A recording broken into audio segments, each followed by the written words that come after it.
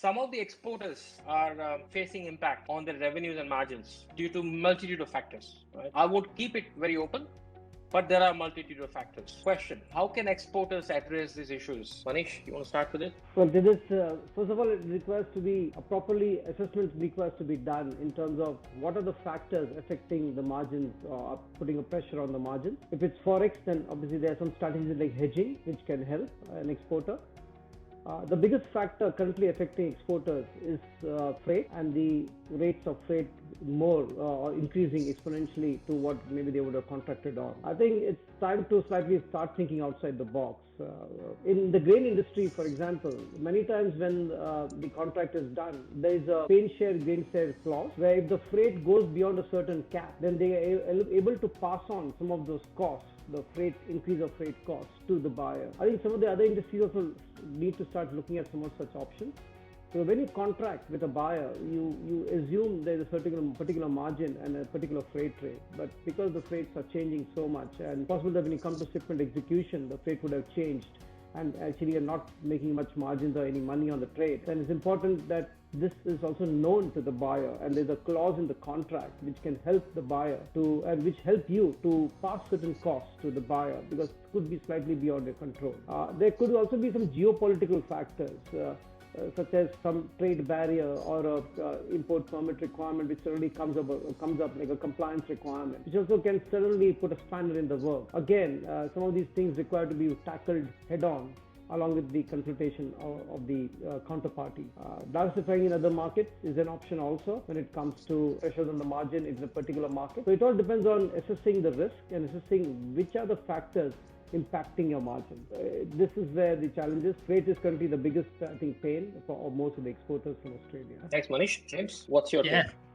Yeah, that's a good point, Manish, and interesting comment about the freight. Probably not something that's traditionally done in the meat industry. I don't think it maybe as much as the grain, passing on the excess freight to the buyer if it does change. But I think that from our perspective in the meat industry, and the other meat exporters on the call, I'm sure will agree that freight has been a big issue for us over the last couple of years. But the challenges for us in revenue loss over the last 2 years have probably more been driven by COVID and our major markets struggling to take our product and struggling with continued restrictions, particularly through Asia, and also just a decreased supply on the livestock side coming out of the drought a couple of years ago. So they're probably the key things that have affected us as much as freight rates have, particularly working with higher value commodities on the sea freight front. It's perhaps less of an issue than it is for other commodities such as grain. But yeah, I think that in terms of the impacts that COVID have had for our business and for the meat industry in general, it's really about having a very global approach and having customers in multiple markets. And Sam obviously gave that presentation just now, which is AUSTRADE has been a great help to us as a business and MLA to our industry in general in trying to create robust markets for us that do give us some options. If, for example, Vietnam at the moment is a really tough place to do business, southern Vietnam shut down, to have other options for our product to go into other markets that don't really cause us to have huge drops in revenue.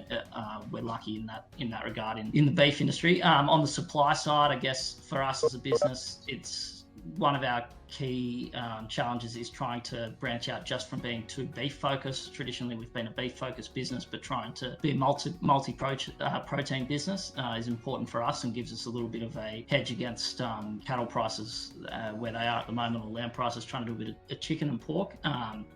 And then on the freight, just using a few different tactics to try and make sure that we're competitive. Particularly air freight over the last 2 years has been really difficult, and probably has made some markets inaccessible on the high end product because freight rates have gone from $1 to $6 on an item that might only be a $10 item, so no longer feasible. So trying to have pretty good relationships with multiple different freight lines and have options at all times to keep those guys competitive against each other, I guess, so we're not getting too impacted there.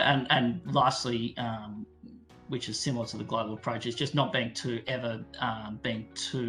many eggs in one basket, particularly say, for example, too focused on food service. It's probably been an industry that's been pretty hardly hit over the last couple of years in Australia and in overseas markets. So having a good mix of customers for your product. Yeah. So diversification and the portfolio and the geographic markets, and also AUSTRADE, you say, they are also help. That's fantastic. Yeah, look, what do you have to say about this?